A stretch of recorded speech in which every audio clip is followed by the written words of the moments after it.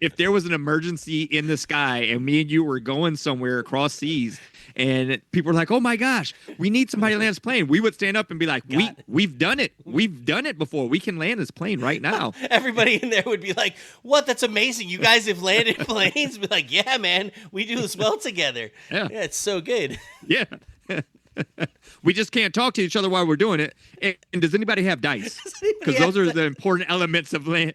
And not just any dice; they have to be blue and orange. Otherwise, woohoo! I don't know that we can do this, man. And, we're going down. And they gotta have some special icons and stuff. But hey, other than that, we got this. Yeah. Like, stewardess, give me 3 cups of coffee. I'm gonna need those. Hey guys, thanks for tuning into this episode. We are brought to you by our sponsors. That being Fearless Nonprofit, they are a small but growing ministry that seeks to help out the communities in need around them. They also have a biblically based trading card game soon to be released called Victory 7. If you want to learn more, check them out at fearlessnonprofit.org. And we also are sponsored by Camp Living Waters. Camp Living Waters is home of the Game Changer Board Gaming Retreat located in Luther, Michigan. They host all kind of other events as well. If you want to learn more about them, check them out at camplivingwaters.org as well.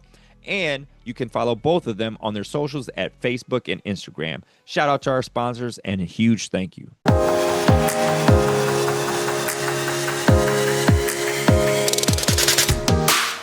Welcome to the Christian Board Gamers Podcast, where we focus on Jesus, community, and board games.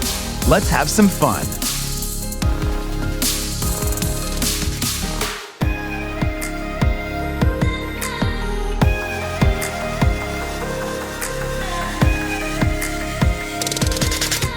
What is up, everyone? You are listening to the Christian Board Gamers Podcast, proud members of the Love Thy Nerd Podcast Network. I am Joe Bragg, and I am joined, as always, with my dear brother, Ray. Ray, how you doing today?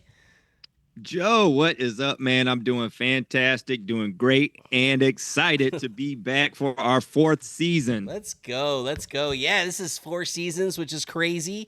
When we started this, we didn't know what God wanted to do with it. We were just like, hey, let's start a podcast. And then now we're on the Love Thy Nerd Podcast Network, which is a huge blessing. And we're 4 seasons in, which is crazy. So this is actually episode 32, which is pretty nuts when you stop and think about it. Yeah. Yeah, good. Amazing. Remember early on, man, when we were like starting out, we were like, hey, if we can just make it to 10 episodes, we got to celebrate like we made. I'm pretty sure that we even did like a celebration episode and said something on our 10th episode because we were so jacked up that like, oh, we actually made it this far. Because you had given you give the statistics early on saying like most people don't make it past 5. You know, there's a huge number of podcasts that start that drop off. So if we make it to 10, we can make it. And now look at us, we're 30 episodes in, man. Yeah. We beat it. We beat the odds. We beat the odds. Yeah. No, and that's what's up. I mean, because that is interesting when you look at those stats, and it's like, all right, cool. And who knew that we can talk about Jesus and board games for now going on 32 episodes, and there's no sign of slowing down. Like I think we're only just beginning, which is great. So for those of you who have rocked with us thus far, praise God. We praise God for you. Thank you so much for listening and just joining us on this journey. It's been a huge blessing. We hope it's been a blessing to you. We've been really encouraged by the feedback we get either when we meet somebody in person or just the emails and the different things that we get. It's just been a real blessing to hear people say that they're encouraged by the podcast. They enjoy it. At the end of season 3, we dropped the dopest episode of all time, right? Like it was the dopest episode is what the whole title of that was. And it was funny because that episode was really just us saying the word dope like 100 different times. There's a lot there. You can go back and listen to it. But I had a number of people that were like, this is our first episode that we're listening to you. We're definitely going to rock in the future. And I'm like, oh my gosh, that was your first exposure. And yet they were still like, hey, we want to continue to listen, which is good because we laughed a lot. I got a lot of comments about our dad jokes at the end, and like there was just some it was actually very, very cool. And so I was at the Christian Game Developers Conference, and a gentleman came up and he's like, hey, I love listening to your podcast. I love the style that you and Ray have, just a casual convo. It's just really neat. Praise God for that. And I was also there, and because of our dad joke episode, somebody was coming around and they were doing like quests, and you could like stop them and they give you this cool scroll, and then like you could complete this quest, and it was make me laugh. Well, what do you think I did? I dropped the eyebrow joke, right? And this girl, like, she was laughing, the best man. one. Oh, it was so good. Like, and at first you could tell she was like, huh? And then she was like, oh, and then she just lost it. I was like, yeah. And so because I completed the quest, I got a gold star. It was awesome, and but of course, naturally sweet. dropped the eyebrow joke. And if you want to know that joke, you can go back and listen to the season finale of episode 3. But we had a lot of fun in that. So, again, just glad to be here. That episode was great, man. That was one of the episodes I had the most fun, just because it just felt so natural for us, and just to go out and have fun and joke and talk about just what we do, who we are, So and that's really definitely listen to it if you haven't. Yeah, and that's what we want to do anyway. I mean, our whole thing is we're having a good time, we're laughing. We do obviously have serious moments. So we've had some really deep conversations about Christ and what it means to be a follower of Jesus. But also we're here to talk about board games. And so we've had a lot of fun talking about board games. And recently Ray and I have had the opportunity to play a number of games together. We try to build more of this into our routine. Ray, obviously a new dad, right? Having a whole new set of responsibilities and needing to honor his family. And so I've actually got to go over Ray's house and play games, which is cool, and change some of the location, which is neat.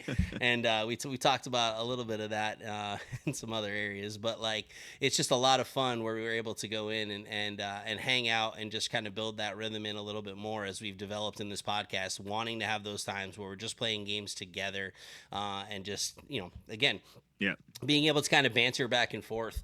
And we hope to maybe even not only do more of that, but even do some recordings in the midst of those things. And we'll see what the Lord has with it, man. We're trying not to bite off more than we can chew, because we're currently chewing a lot, I think, in both of our worlds.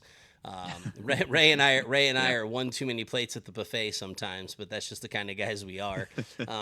And that's both literal and metaphoric. Just saying. Now Ray's all fit and like running 5Ks and 10Ks, and I'm over here like, I'm thinking about running. I'm actually not thinking about running. As a matter of fact, that's not what I'm thinking about. And so, I'm all about that proverb that says it's the wicked that run when no one is chasing them, and I'm just not doing that. I'm not saying you're wicked or anything, Ray, but I hear that. Yeah, no, it's cool. I'm still running my first mile from high school, but it's good. So yeah, some of y'all get that joke at about 3 a.m. It's fine, don't worry about it. It's not really that funny. This is going well. So games we've been playing. We just got. Wait, before we get into the games, Joe, let's tell them what's out ahead that they can expect for season 4. What new do we have coming here in this season? Man, Ray, always on top of things, keeping the podcast on a rhythm here. That's what's up. That is true. We are actually trying a couple new things. So one of them is tabletop testimonies, and really we just want to hear from people and how God is using the game table in their lives, right? Whether that's through conversations as they're having maybe with their neighbors that they're inviting over. Just whatever that testimony is that God has used, we want to hear from you. We want to hear about those testimonies, and we'll read them here on the podcast and just share that, because I think people need to hear it. I think it's an encouraging thing, and I believe that God is doing things at the game table. And so to be able to share other testimonies, we've gotten a couple already. You can share those testimonies with us at cbglootdrop@gmail.com. That's cbglootdrop@gmail.com. We want to see that inbox be flooded with just testimonies of how God is moving at the game table. And if we read one and we're like, man, we need to have this person on the show because this testimony is like, it's just powerful. Like, we'll bring people in. Like, we're not gatekeeping anything, man. We want to share about what God is doing. And so even if you're like, hey, I have a testimony I'd love to share on the show, like, cool, let's get you on here, because we just think it'd be a really awesome thing to do. And then the other thing is a new segment called It's Your Turn, right? And this is where you guys get to share with us games that you want us to play, and Ray and I will sit down and play them. I will say, when we put out our first ask, everybody was like, play Ark Nova, Ark Nova, Ark Nova, Ark Nova, and they wanted to hear our thoughts on Ark Nova. You'll notice behind me, you don't see Ark Nova on my shelf. I mean, there's some shelves you can't see, but I promise you it's not there. I have played Ark Nova. I've played it 2 or 3 times at this point, and it's not for me. All right, that doesn't mean it's a bad game. It's just not for me. So I'm not necessarily sure that you want to hear our thoughts on Ark Nova, but if that's really what you want, like, we will play Ark Nova. Ray and I have a really cool game cafe by us that's got, I don't know, they got to have over 1,000 games. They got walls of games. It's pretty impressive. So odds are we could probably find a title or figure out how to. So unless you got some crazy obscure game that nobody's ever heard of but you know, we'll try to find that title and we'll sit down and play and we'll talk about some games. So also you can drop that in that CBG loot drop at gmail.com as well. And we'd love to get there. It's a new email for us. We're just trying to keep everything in one place so we can actually see it. The Christian Board Gamers Gmail gets a whole bunch of different things because there's a whole bunch of different conversations that are happening. And so we're just trying to keep these more podcast specific questions or tabletop testimonies or these things into that CBG loot drop at gmail.com. That's going to be the email. And we'll make sure to update all that in the show notes and all of that. But if you email us at christianboardgamers at gmail.com, that's not going to be the end of the world either. It just might get lost in the shuffle a little bit. So that's some of the stuff we have coming up on season 4 as well. And I want to encourage you guys really to get in there if you have a tabletop testimony and send it, because people really relate to stories and are encouraged by stories, and there's something powerful when you share the testimonies of what God is doing in our life. And so the more that we have, the more that we can share, the more that we can put out, man, the better that we're going to be as a community and just a body of believers together. So we're really looking forward to you guys filling in that inbox with testimonies, and that way we can get them out there and share. I think it's going to be awesome, and looking forward to what God is going to do with that segment. Yeah, absolutely. I'm excited. And again, we've got a pretty good one that we're going to have queued up here, hopefully within the next couple episodes or so. But again, this is something we want to do ongoing. It just started here in season 4 because it's something we were talking about and we want to hear from more. So this is just, it's only just begun. Like that's where that's at. So yeah, you're welcome. You're welcome. Rewind that. Play it again. It's only just begun. You can do it again if you want. There you go. But yeah, so no, thank you, Ray, for keeping us on track here and noting that kind of stuff. That's good. That's what I'm here for, man. That's what I'm here for. That's good. That's what, like I said this before, I'm the Robin to the Batman, and I'm pretty sure that Robin was like always just keeping notes and keeping things in order, keeping the utility belt stocked with little bat stars and stuff like that. So yeah, that's what I'm here for. Gee willikers, Batman, I forgot to stock up your bat gas. Like, what?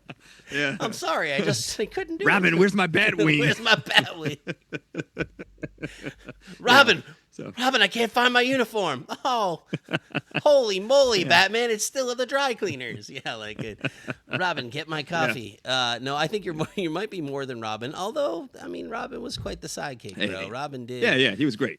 Mine was it the George Clooney one that had Robin? That was not a good Robin. I don't think he was a good Robin. I think there's been so many Batmans, but I think it was the George Clooney one that had the Robin. I could be wrong. Probably wrong. I mean, it's fine though, but I don't remember that one. Go back and check. Yeah. The Adam West Batman with his Robin, that was the combo. That was the one. But I digress. Original. Yeah.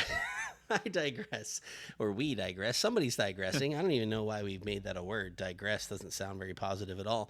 But either way, we did play a lot of games. Not a lot. We played 5 games together, right? Good segue. Yeah. Gee willikers, Batman. We played 5 games together.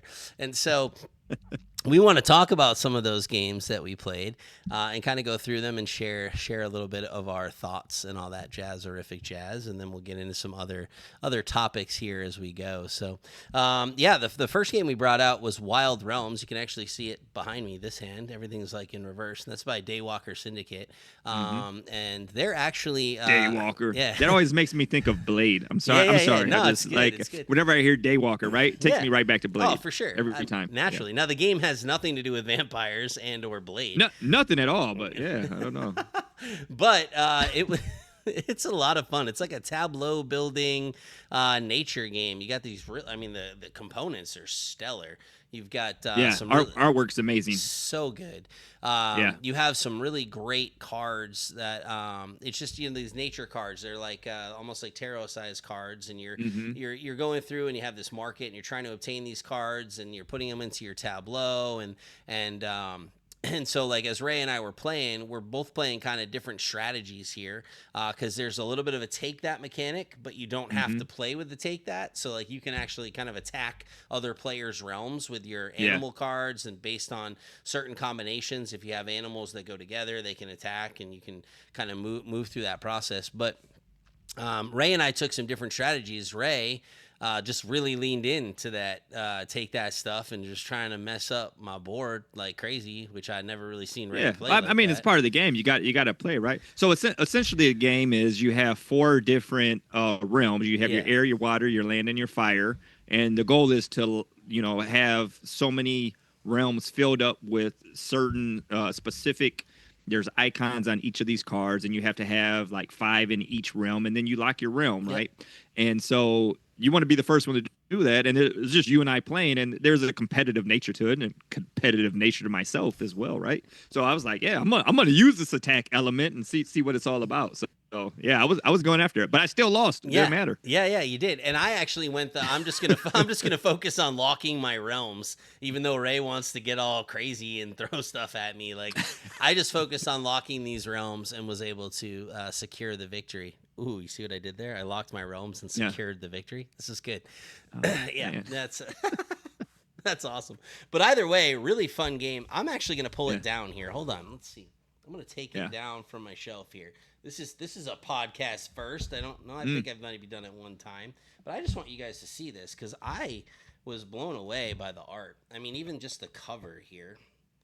Yeah, really beautiful artwork. Yeah, it's super nice. But and again, as we get better at this stuff, we'll probably do a lot more of like showing off games and everything. Like I was saying before, a lot of that is just it's so much time and effort and all that jazz, and we're doing the best we can. But you have these like cool, like every player gets this massive like player board, right? Like I can't even see what that's doing, but you have this really like the components are stellar in this game, and the guys in Daywalker Syndicate, a couple of them are in the Christian Board Gamers Facebook group, which is awesome. But yeah, you have these different factions and stuff, and the different realms, and like, I mean, just look at this stuff, guys. This is like, that's really sweet. Like, just again, how the card, they're not all horses. I just happen to be grabbing some horses here. But you're trying to get, match these colors. Well, horsing around, Joe. Get to the other animals. Wow. Well, there's a zebra. Here's a giraffe. Look at this guy. Look at this giraffe. Look at that. Kind of like a horse, but look. All right. So here's this cute little mouse.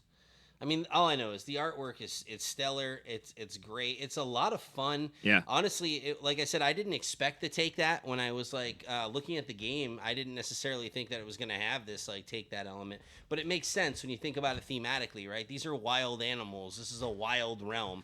Like, there's going to be some level of like, get off my territory. Like, this is mine, and you're kind of.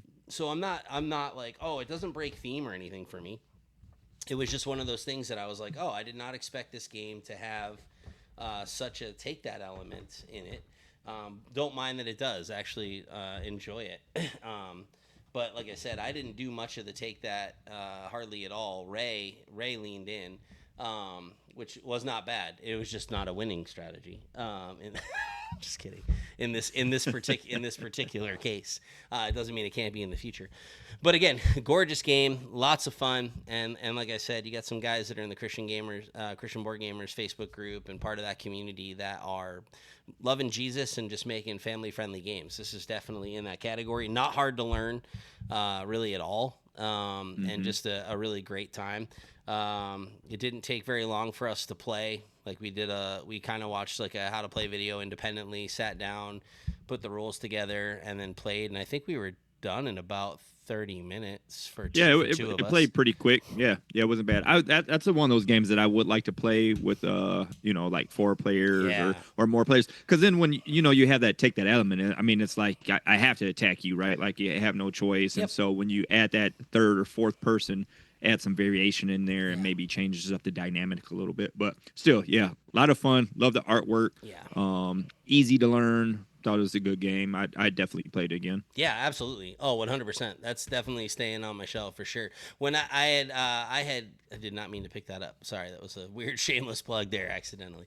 So I put it on the box. When they had donated a copy for the Holy Grounds fundraiser. I'd put out this ask, and the Holy Grounds is a new coffee shop that's a nonprofit that's coming in. I happen to be on the board of, and it's just an amazing ministry. That's a whole nother topic. But a number of people in the Christian Board Gamers group donated games for this silent auction for this fundraiser that was going on at a banquet, and they were one of the companies that did donate a game, which is cool. And I opened it, and my boys saw the box, and they were like, "What? You got a new game? This looks amazing!" And I was like, "Oh, guys, this is actually not for us. This is," and they were like, you could just see their heart like fell. And so I looked at my wife. I was like, I'm gonna get this game because they were so amped.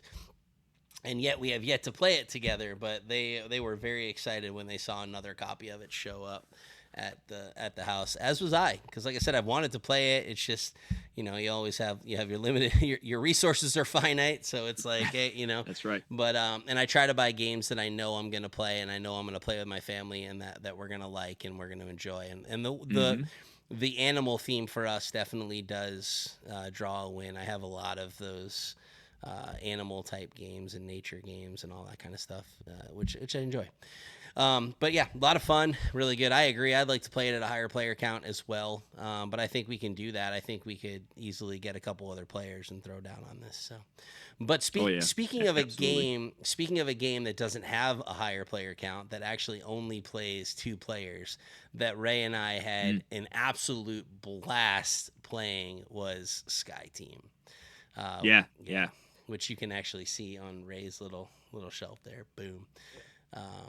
This man, I had obviously, you hear all the good things, right? Everyone's like, "Oh, Sky Team's amazing. Sky Team's so good. It's you really got to play it." And it's like, okay, I mean, how many times have you gotten a game and you're like, it didn't quite hit the hype? And that's sometimes the problem with hype, is you get high expectations, and then you play the game and you're like, my expectations were probably higher than the hype allowed or warranted. Right. Sky Team completely lived up to the hype. Definitely delivered. Delivered. We had an absolute blast.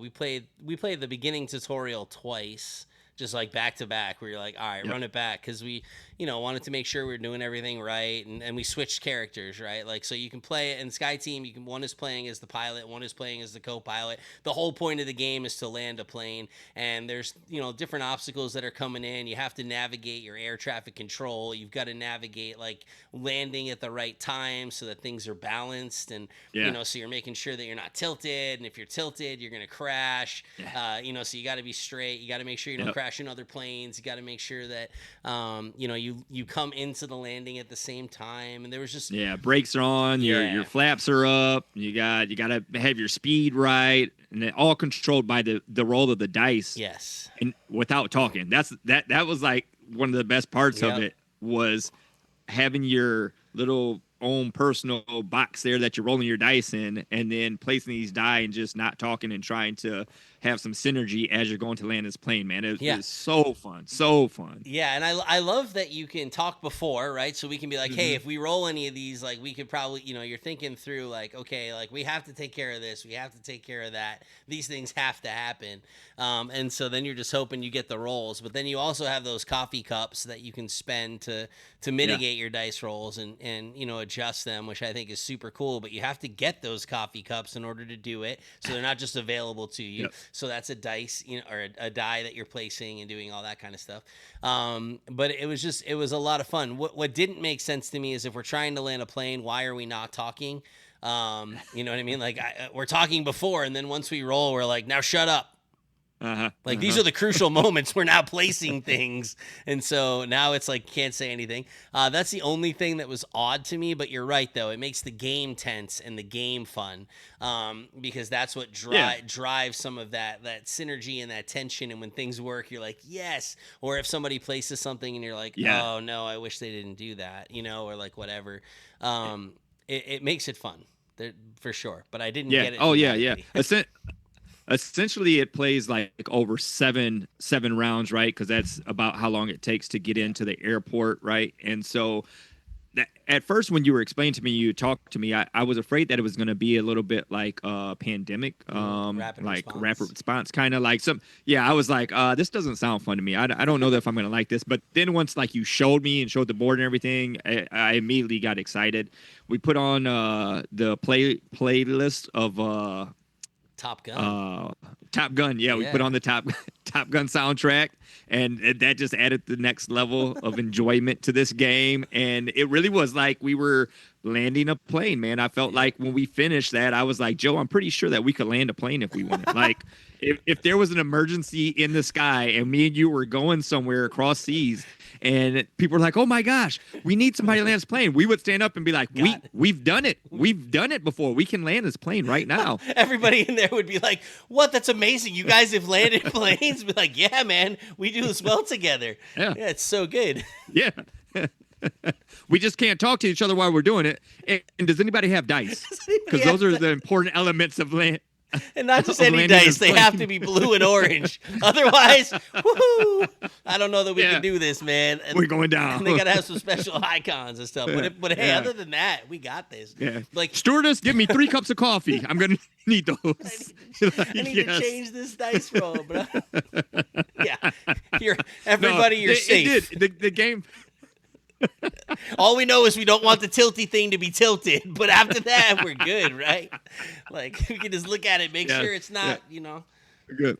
But shout out to the game for making us feel like we could land a plane, because man, that game is fun. It had all the elements of like, there was some tension in making sure that we're at the right cruising altitude and turning the plane and taking care of other planes on the runway and all that. That game is really fun. I actually broke it out with Kim and we got a plane together. Good. And she enjoyed it. Yeah, nice. It was fun. It was a little late. The baby was like going to bed, and there were things happening, but she still enjoyed it. So that's saying something. Yeah, that's what's up. Yeah, I played it with Stephanie as well, and we played it. What I love about this is there's more modules. Like, you have that base game, which kind of teaches you the basics. Excuse me. Wow, that was fun. That was super rude. Apologize. Burping on the mic here. That has so you're learning how to play the game, but then they have these advanced modules that you can add in different landing scenarios, and so like the whole tensions change, and you can bring some other things in. I saw that. And so Stephanie and I played the base, and she really liked it. She was like, okay, this game's really fun. And I'm like, yeah, I agree. And she was like, well, let's try a module. And I was like, oh, okay. Like, that means she's like really into it. And so we played a different module that had to incorporate like fuel. And like, you didn't want to lose fuel, because obviously you run out of fuel, you crash. Like, it just doesn't go well, so you lose. So it's another way to like lose the game. And it was a lot of fun, and we lost. And so it didn't end well, and it was kind of funny because my wife looked at me and she's like, "Can we play again?" And I was like, "You want to play a third time?" She said, "Yeah." And this is where I had some fun. I was like, "Nah." And she was like, "Wait, what?" And I was like, "No. Like, we'll come back to it in a little bit here. Like, I think we're done for today." And she was like, "What the heck, man?" But it was one of those things, I don't want her to like burn out on it. I want her to enjoy it down the line. So we actually did not play it the third time, so that when I break it out, she'll be like, "Okay, like, let's go." Yeah, I've been looking forward to this. Exactly. But it is a great game, a lot of fun. Like I said, I like the replayability. I like the fact that there are varying scenarios, so I don't feel locked in, which was, after we played the first one, I was like, oh, okay, like we won twice, and we're like, it's tight, but it's not, it's pretty manageable. I feel like you're going to win that module most of the time. But the moment you start adding other stuff, it's like, oh, wait, I didn't get many more. I don't have, okay, I got to figure out how to do this and that now. Okay, that's a lot. And so I think they've done a really great job making that very immersive. Like I said, minus the why can't we talk while we're actually doing the thing part, but maybe that just signifies focus, right? Like, I'm focusing in. I know what I need to do. We've already had the conversation. Now I'm just going through that. Sure. Cool. Maybe I'm the one who's off. I've never actually landed a plane, so I don't know. Even though we would be good in emergency situations. Fine. Never really been in that cockpit doing that. I actually don't care for flying. It's not my favorite thing in the world to do. So landing the plane would probably be pretty terrifying. So if they actually got on the loudspeaker and said, "We have an emergency. We need someone to land the plane," I'm not sure I'm eagerly jumping up and being like, "I can help." I'm probably like, "What do you mean? What do you mean?" Right? Yeah, this is good. And so, but yeah, overall, I like the the variation that the game provides and the thematic feel and that tension of like, oh my gosh, we're coming close here with every dice roll. So really, really fun. So Sky Team, so check that out if you haven't already. Super fun game. Thank you so much for listening to this episode. I just want to take a brief moment here to discuss my new book, Reclaiming the Table for Jesus. See, I believe that our homes are ministry vehicles, and our tables and our board games are tools that can be used to reach people for Christ. See, when we open up our homes, when we do life with each other, this can be used in both discipleship and evangelism. We can grow together in Christ, but also as we invite people in who don't know Jesus, they can begin to see us live our life, relationships begin to form, trust is built, and then, Lord willing, we have this opportunity to proclaim the good news of Christ as we get to be the hands and feet of Jesus in these scenarios. It's not about perfection. It's not about performance. It's about presence, and that we would use our homes in such a way. So again, Reclaiming the Table for Jesus is my first book. It's out now. I pray that it's a blessing. It's a quick read. It's intended to be read, digested, and applied. You can find it on Amazon in paperback and in Kindle format. But again, just really excited about what God's doing in this space, and I can't wait to see how he uses games in your home to reach people for Jesus. You can find it on Amazon. Appreciate you. Now back to the episode. Peace. Let's see. We also played Robo Quest Arena. Robot Quest Arena. And man, I have played it a number of times since you and I played it. And that has become a family favorite, and I have taken it with me everywhere. I took it to youth camp when I was out in Camp Living Waters, their high school camp. I took it with me there, and I took it with me on vacation. And so, like, that game, even though it's a big box, that game travels with me. What a fun game that was. Yeah, very, very fun. Robot Quest Arena, you're playing miniature robots. The miniatures are amazing. They're already all painted and they feel solid, and they feel like real small robots. So like, honestly, they're sweet. Each one has unique capabilities. You're in an arena and you're trying to knock each other out. And that game was instant. That's one of the games that even just looking at it, because of the miniatures and placing it and what's going on, it just looks fun. It looks like you're playing like a robot video game on the board. You know, it's like it's so cool. But yeah, I had a great time with that. It's a deck builder, so you're trying to essentially just build a great deck. So as you're going along, you have your strength to be able to knock other robots out, and you knock them into the walls, knock them out of the arena, and all the things. And a great thing about it is, like, if you get knocked out, you respawn. So you're essentially like not out of the game. So if you're playing a 4-player game and you get knocked out, it's not like you got to sit and wait until the game's over. You come back and you still get more turns to try to get your get back. So I can see why you take that game and why your family loves it, because that is that's another one that I'm looking forward to playing again. Yeah, that respawn mechanic for me is what sold me. So I demoed it at Origins. I walked by and I was like, well, that looks really cool. Okay, I'll stop. And normally I don't necessarily always stop. But I was like, I'll stop. What's going on with this? The guy started explaining to me, and I'm like, instantly like smiles. I'm like, great, this guy already knows that he's getting my money. But it was like, it was one of those conversations where, like, he was like, do you like deck building? I'm like, check. Do you like this? And my family really likes Unmatched. Even my young kids, they like Unmatched. Like, we play Unmatched as a family. I mean, again, my kids they're 9, 7, and 5. My youngest doesn't play, but my 7-year-old gets into it because he understands the mechanic, and my 9-year-old's all about it. So we play a lot on Unmatched. But in that game, once you're out, you are out. You're waiting. It's not a long game, thankfully, but you're waiting. Where, like, with RoboQuest Arena, you got this really awesome deck building. Like you said, when you're knocked out, you just get to respawn on your turn, and then the way the game ends is when there's no more respawn cubes. And one of the other things I love about it is the damage that you're doing to other robots become your victory points.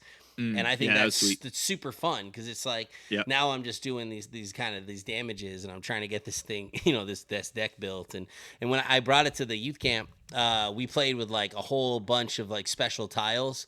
And bro, this one student like set me up. Like, I didn't even like catch what he was doing, and he he set it up where a button was pushed, so this trap door of a never-ending pit, like a bottomless pit, opened up, and then he had this grappling hook, so he pulled me into the grappling hook, which put me onto the pit, and then just dropped me, and it kills you instantly, and you're like, oh my gosh, bro. Oh, it wow. was a super epic move, the way he set it all up, and he's like, if I do nothing else in this game, he's like, I did that. And I was like, yeah, that was pretty impressive, but just a lot of fun. They loved it. Like, everyone we played it with has had an absolute blast. And it's a game that, again, that I feel like the ROI has already been super high. Like, we play it a lot.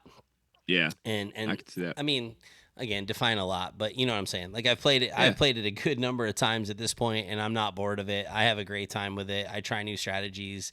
You never know what's coming out because of the way the deck works and the market and all that. So super fun. Really enjoy Robot Quest Arena. It has definitely jumped up to a top tier game for me. And I even noted that if I had to sell my whole collection, it'd be one of the 5 I would keep. Because I know we would play it, and we would play it time and time again. So, super, super good. We played another one here. Wild Tile West? Yes, Wild Tile West. Yeah, thank you. Mm-hmm. Good memory. Wild Tile West, man, what were your thoughts on that? At first, I thought that it was because we played this after we played. Was it? We played this one after Sky Team? No. No, Robot. Yeah, we played it after Robot Quest. Yeah, it was the Robot Quest. Yeah, that's right. And it just kind of seemed like, man, it was, a bigger game. Is going to be a little more complex. There's going to be a lot going on. You got your boards here and trying to figure it out. But once we got going, I actually thought it was really fun. Some of the things I liked about it is like the dice and how they play to the pool of what you can purchase to put on your tiles, on your play mat. So you're essentially getting points by tiling your mat in front of you by purchasing different things off of this the common tile area, I guess you can say, by taking turns. And a lot of strategy in this game. And overall, I liked it. I thought that it was really good. Maybe I liked it because I won, but that's always a plus. But that was it. It was different. It was different, unique to the games that I've played before, and overall, thought it was a good one, and would definitely play it again for sure. Yeah. No, awesome. Yeah, I agree. The first time we were playing it, I wasn't so sure. I was like, man, like, I'm liking it. It took me a little bit to warm up to it. It's a tile placement game. Like Ray was saying, you have the dice, and the dice placement are determining what you can actually get, what you're drafting essentially from the board. And then you take the dice off and, the die off, and then it goes into the next person. And so you have these limited choices, and that makes it really challenging. And you're like, man, I need this to come up with an 11, and it just rolled a 7. Or if it, what's nice is if you're in the river part, you can pay gold to move down the river to get other tile, other tiles that you might want. You got to pay, gold to move down, and you might have to pay gold for the actual tile itself. And there's a lot going on, but the different tile types, like some give you instant bonuses, some give you like ongoing reoccurring bonuses, some give you end game points, some give you a bonus when you like surround them. So the red buildings, when you surround them at all sides, they can give you a bonus, which is really nice. There's also this mechanic on with the sheriffs and these bandits, and I realized the way we played was actually incorrect. So like I've played it incorrect twice and then played it correctly the third time. Way cooler. The sheriffs are always on the job, so if you lay down a bandit, or if you get a bullet and you look and you see and you have line of sight, you can actually they can shoot the bandits. Oh. Where we were playing it, because the rule book is a little confusing because it says immediately. So we played it actually like when you placed it, if you had a bullet and you placed the sheriff down, then if you had line of sight on the bandits, you could shoot them. But I did some digging and found out other people had confusion on that rule as well. But the ruling itself was the sheriffs are always on the job. And so immediately means if a sheriff is placed and you have a bullet and you have line of sight, or if you get a bullet and then they must shoot, like they have to shoot. Yeah. And then if you place a bandit and there's line of sight, they shoot.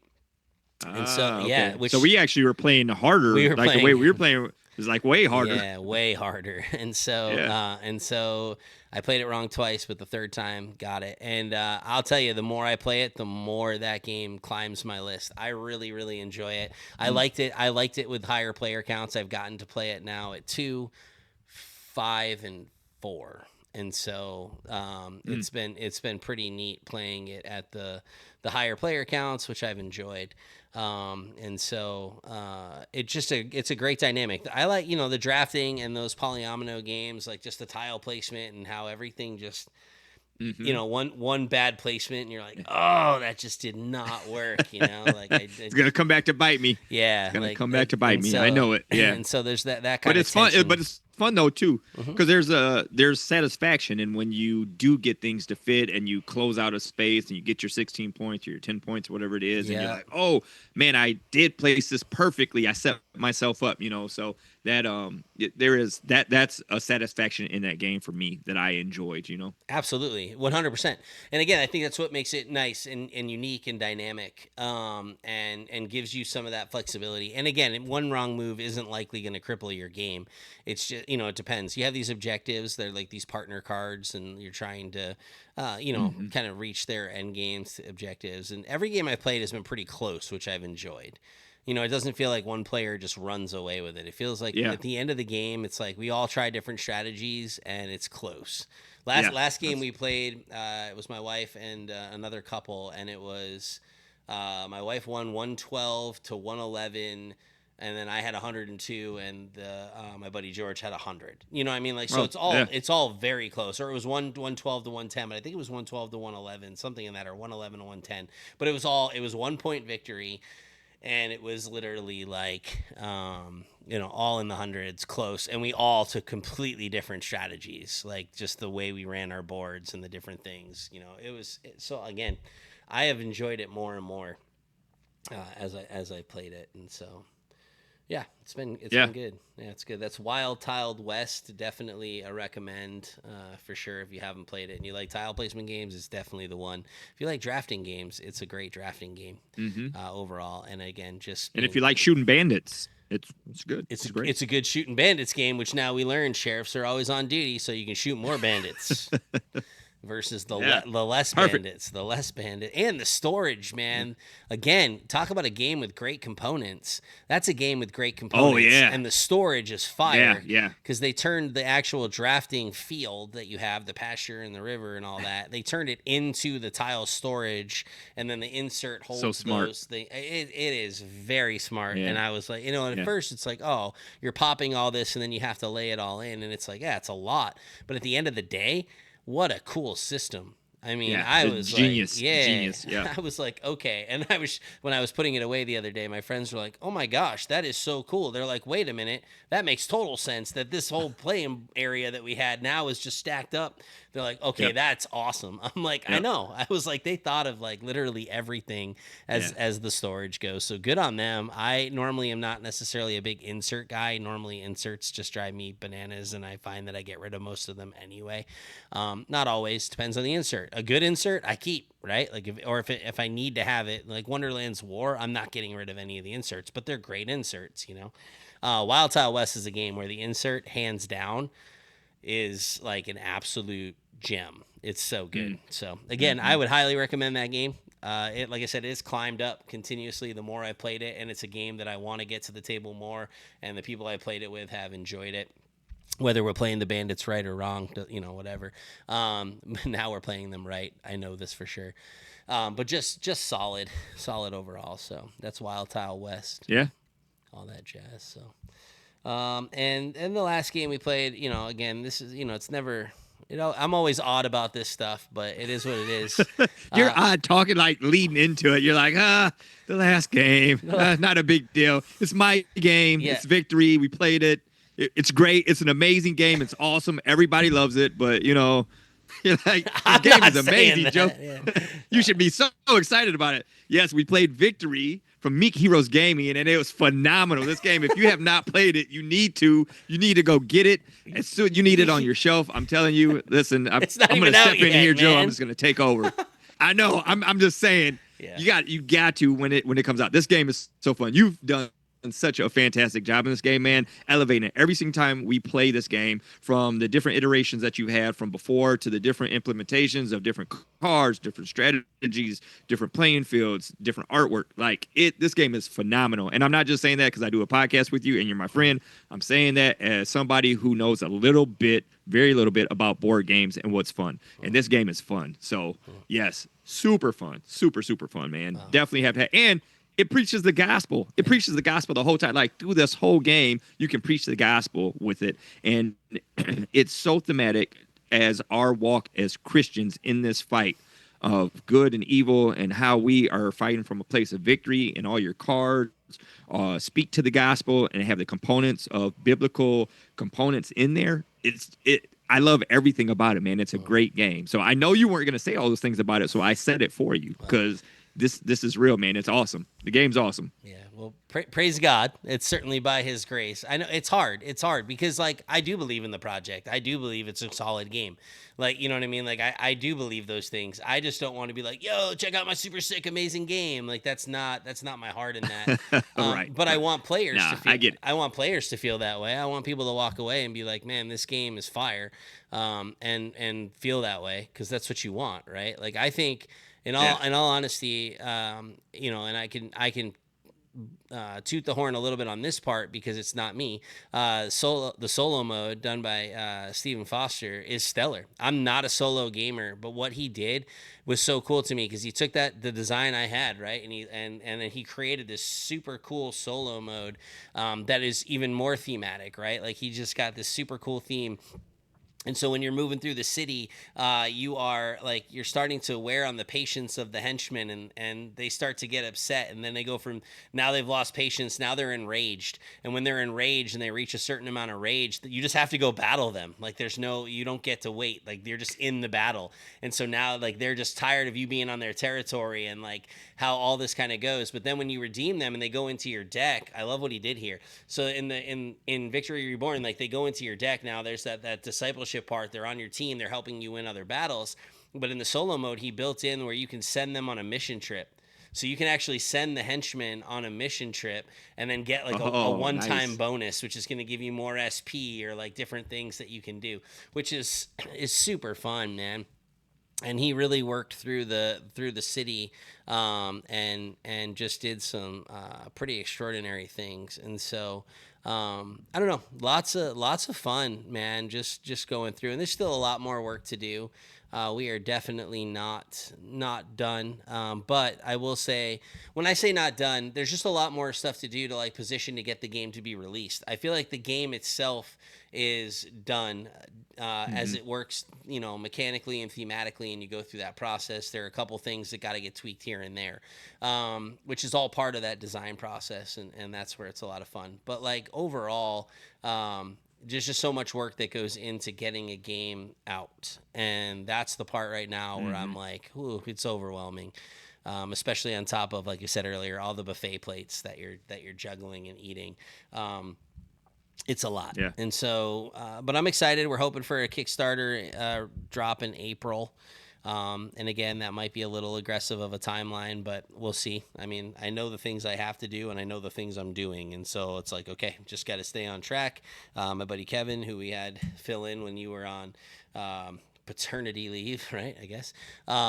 He, you know, is my project manager. And so he's working on helping me stay where I need to stay in order to get this thing accomplished. And so we've had a lot of fun, man. It's been really cool. I just played it again, a few days ago, and with some players that had played an earlier iteration. They were part of this like 7-hour play test we did, and they were like, we haven't played it since then, we really want to play it again. We finished it, and they were like, oh my gosh, dude. And I'm like, yeah, like it's cool, right? And they're like, yeah, this is awesome, and these changes were fire. And so I'm just very excited about it. But again, it's a lot of work. I'm excited also to be done with it and like get it out, right? Because like I want to be like, okay, I'm done, it's out. Like, but after releasing the first edition and knowing that I left a lot on the table, like I wanted to release this version of the game to the point where it's just undeniably, I don't want to say undeniably, that's way too strong. That from my perspective, that it's my best effort. It's what I would want to put out. It's the quality that I think it needs to be. It's the experience that I need it to be or want it to be.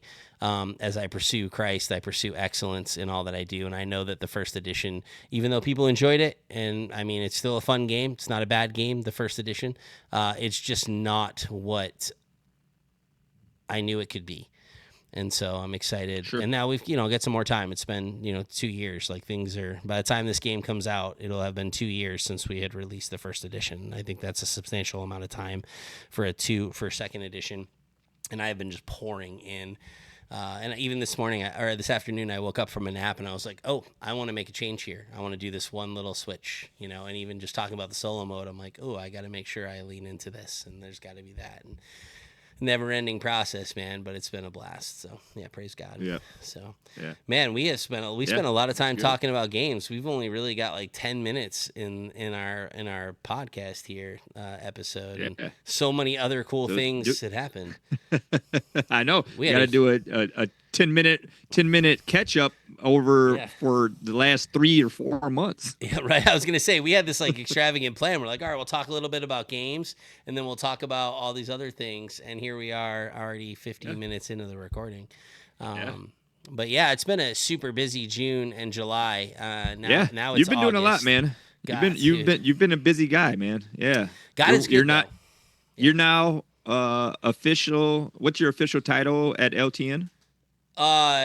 So right now, just director of discipleship currently, and rolling with all that, which is awesome. So that's just been super good, which I know we've talked about in the past, and so have been rolling with that, and with that, we were actually on mission at Origins, which was super cool, man. There was a team, I think there was 13 of us, and had a blast. I mean, we were working with All Play, which was a lot of fun, but what was cool is that I knew a lot of people there, again, by God's grace, through the Christian Board Gamers Facebook group.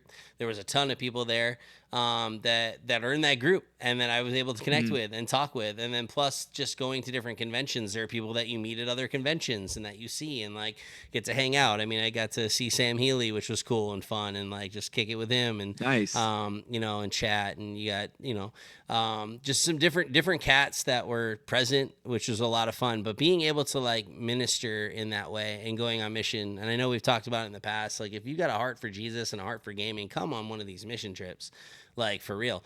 We'll train, we'll equip, like we'll walk with you. Like it's so fun. Ray and I are going to Grand Con. We got a team of 8, which is awesome. They were like, hey, we'll take 5. I'm like, cool. We were going to bring 8. So 5 is cool, but we want 8. And so, excited to see what God does there. I think we got an amazing team. My wife's going, which is awesome.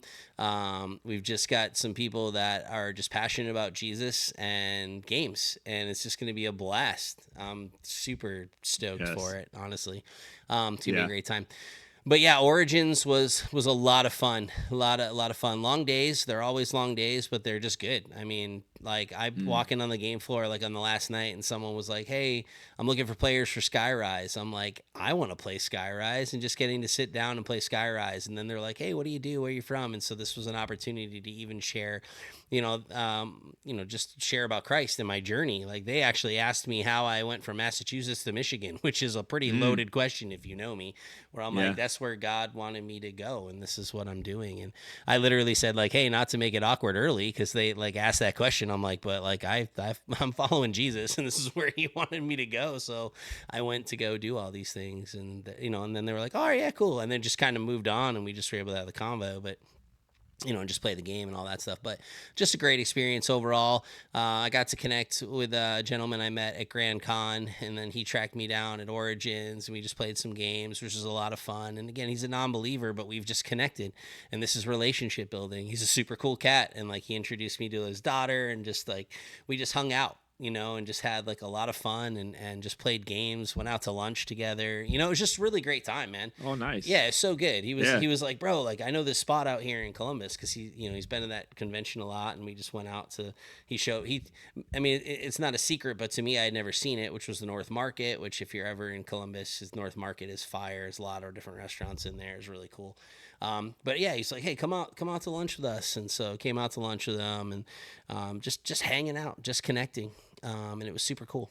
I mean, it was a lot of fun. Cool. So Origins was great. And then so basically it went from like Youth for Christ camp. Like I had just like a blur of stuff. It was like Origins in the Youth for Christ camp, and from Youth for Christ camp into Camp Living Waters speaking. And then from Camp Living Waters into, the Christian Game Developers Conference, which was cool. Cause like I got to go there and I was one of the keynote speakers, the Christian Game Developers Conference. And that was really awesome. It was part of the Realm Makers Expo, and just a lot of connections, a lot of networking. Kevin came with me, and he ran the Meek Heroes gaming booth, which was part of like a speaker. They gave me a booth, which was super cool. And Kevin like came back. He's like, this was so cool because we were it was a Christian expo. So we were able to like really like wear our faith way out. So we're talking about Meek Heroes Victory. Yeah. Like I got it all set up here, man. We're telling people about the game. We're like just demoing it, showing it, like having an absolute blast. And just getting to share the gospel and like discipleship. Like we had so many conversations. Like Kevin was like, man, I'm amazed by how many convos we got to have about discipleship and how many convos we actually got to like pour into people. I mean, we did a lot of that. We did like, for whatever reason, our booth became the we're going to pour into you booth.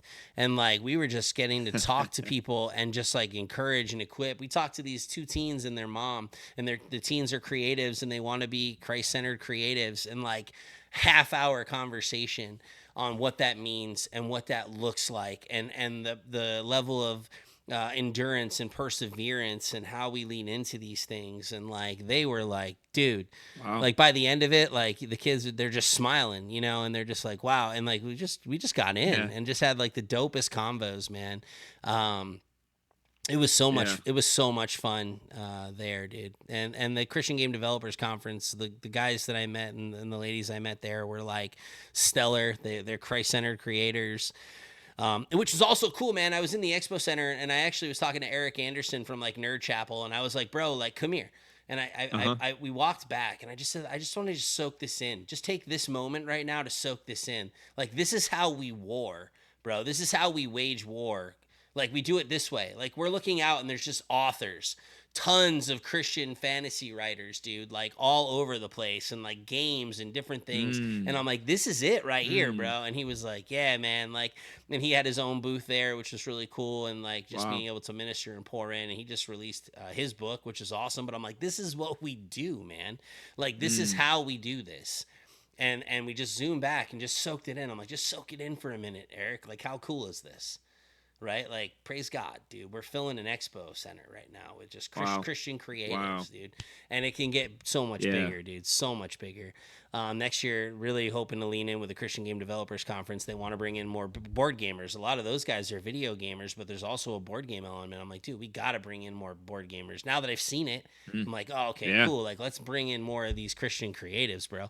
Because, again, it was just so... so uplifting. I mean, on my ride home, like I could have been exhausted. I should have been exhausted, but I was just on 11.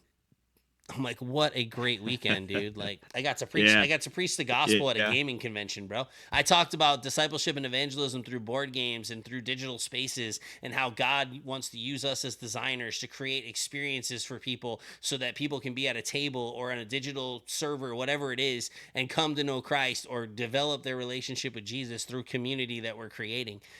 Bro, it was amazing. Yeah. And like, I just praise God. Like, like it seemed to be a needed message, which was amazing. Cause I just prayed like, Lord, I don't even, I was wrestling even, and I'll share this transparently. Like when I looked at the bill and I looked at who was speaking, I was like, I don't get in this room without God opening doors, right? Because these guys are credentialed. They're like, they're working for Microsoft. They have all these like this like laundry list of things that they're doing in the industry. And I'm like, I have a podcast. They started a Facebook group, and I've designed a game. You know what I mean? Like, but simultaneously, right.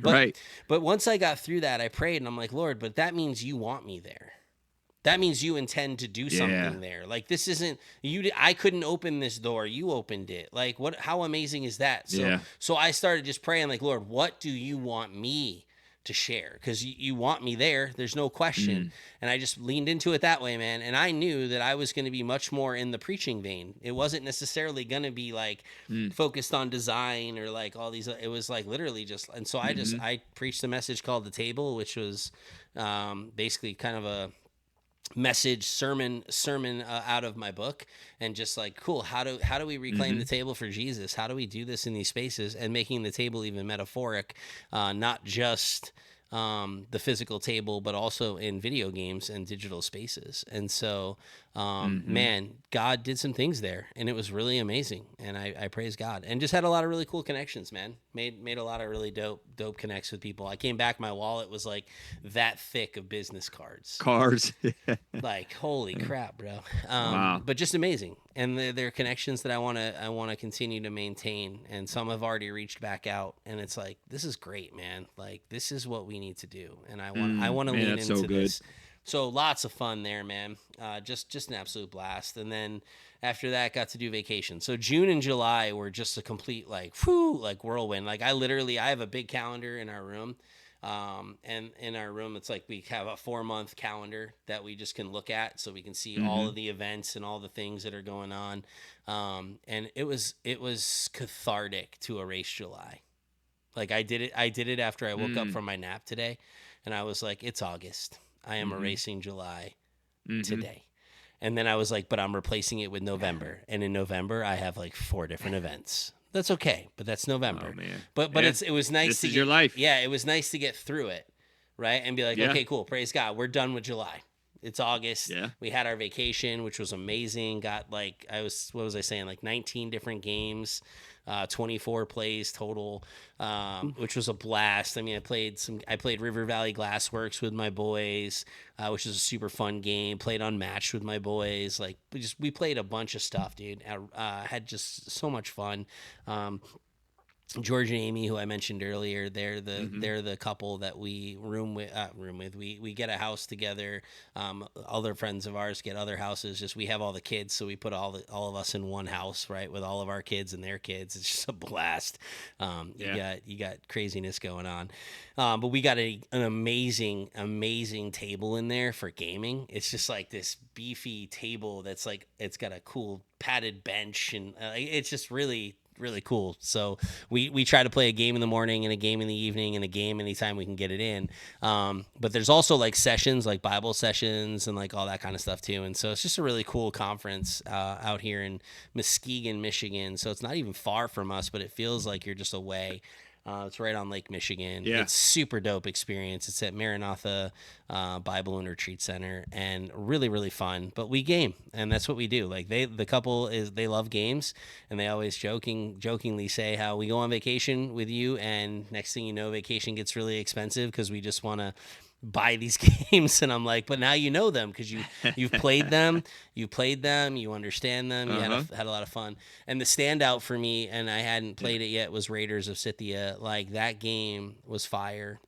It's a re-implementation of Raiders of the North Sea, which is also a great game. But I didn't realize how much, like, it just, Raiders of Scythia was so much fun. Really enjoyed it. We ended up playing it twice, and just had a great time with it. And I have a souped up, I bought it used, and the guy that sold it to me for like a super good price. And I have this like crazy custom 3D insert that he had in there, and metal coins, and like including shipping, I got away with it for $51. And wow. I was like, I thought I accidentally just bought the inserts, because I was like, there's no way that I just got this game for $30. The game itself is like, and then he's like, yeah, metal coins and this custom insert. And the insert is ridiculous. Like, it's so sweet. Again, that's one that obviously I'm not getting rid of. This is a custom insert, but it's fire. Like, even to the point where it's etched in where the cards go. So it'll be like hero cards, animal cards, crew cards. And I'm like, yeah, that's so good. But the game is super fun. We'll talk about that on another podcast after you and I play, because we'll have to do that. Yeah. But man, we are up against it, Ray. Is there anything else that we're missing here? No, man, I didn't do any of that stuff, Joe. I've been taking care of a child at Yeah. home. I've been going to work, put in hours at the hospital, Let's and go. I did like you said earlier, I ran my first 10K. It was a Yeah. 10K obstacle course. It's called the Spartan Dash or Yeah. Spartan Race. Yep. Super fun, man. Loved it. It was a game of dexterity, and I did pretty good at it. And then just recently, I ran a 5K Yeah. with a buddy of mine from work. So we're getting ready to run like a race together. I don't know. I've gotten into running somehow. So Yeah. the weather's nice. But I was just saying yeah. that came out of left field. All of a sudden, you're like, "Hey, I did this," and I was like, "Dang, I didn't even know you were like training for that." And you're like, Yeah, training? no, I did it. Training. No, I just woke up and did it, man. Practice. I got to, yeah, right. I kind of surprised myself. Yeah, so it was fun. I got some pretty sweet medals for it and some shirts to commemorate what I did. And yeah, so. You know what I've never done, Ray? Yeah. I've never woken up and been like, you know what? I'm going to go run a 10K today. I've never done that. Never. And if I did, I certainly would have to train for it. Let's put it that way. Like, I don't know. Like, Yeah. no, but that is pretty awesome, though. I know I've seen like the Facebook post. That's a huge accomplishment. Mm-hmm. You know, I don't. Yeah, it was fun. I might run one day, someday. I mean, I have to lose a little weight first. There's no question. But You never know. You never know. There's people all ages, shapes, and sizes out there doing it, and at their own pace. And it's a game against yourself, you know. So, but yeah, looking forward to getting to the table though, and sitting down and not moving and playing some games. So that's I support it. Yeah, man. No, that's what's up. So, hey, you say, oh, I haven't done all that, bro. You have done a lot. You're taking care of a newborn, right? That's a lot. That's a huge shift in your world. Yeah. So almost 4 months old, coming up on 4 months in a couple weeks here. How fast? Yeah, right? very wild. Yes. Next thing you know, she's gonna be driving. Oh my gosh, bro. yeah. I'm just saying. Oh boy, not my car. No, just joking. Not too long before you're fending off the guys that are like, "Hey, I'd like to date your daughter." Be like, "Hey, I'd like for you to leave." So I'm telling you, that's the real reason why I'm running 10Ks and 5Ks and doing obstacle courses right now. That's the real motivation. I'm gonna give you a 30-second head start, bro. I'm just letting you know I just ran a 5K yesterday. So yeah, go. Yep. Yeah, that exactly. Yeah. That's awesome. Cool. Oh man. Well, hey, if you've been listening this far, man, we commend you. Thank you so much for rocking with us. We appreciate it. We hope it's been a blessing. We are excited to be back. We probably got some interviews that we'll drop on y'all. We're not going to give anything yet. We're going to surprise y'all with some of that stuff along the way. But we're excited. Season 4 is off to a rip-roaring, delicious start there. I don't know what I'm saying, but it's been good. So thank you so much for taking the time for rocking with us. As always, wait, before I even say that part, again, cbglootdrop@gmail.com. That's cbglootdrop@gmail.com. Those tabletop testimonies and then some games you want us to play and talk about. We want to do that. Even if you got some themes and you're like, hey, connect Jesus and tile placement, like whatever, like we'll lean into that. So if there's things you want to have us discuss on the podcast, please email us. We really want to do that. Or any questions, comments, cares, concerns, consternations, constellations, or any other Asian, including constipation, that you may have, well, leave the last one out, but you can send us that to, again, cbglootdrop@gmail.com. Cool. But until the next time, again, thank you. And as always, we're going to leave you with Matthew 5:16, right? To let your good works shine before others so that they may... I just totally did that backwards. Wow, this is going super well. It's been a little bit, but let your light shine before others so that they may see your good deeds and glorify our Father who is in heaven. We appreciate y'all. Peace. Peace.